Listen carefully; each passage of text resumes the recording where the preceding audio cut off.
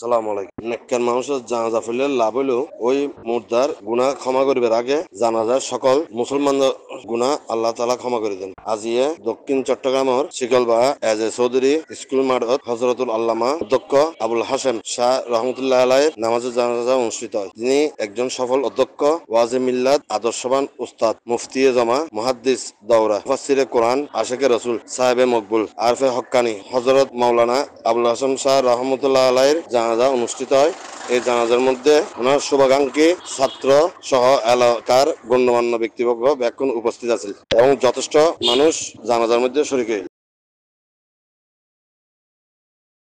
Shahid C71 news, Shikalbaha, Chittagong.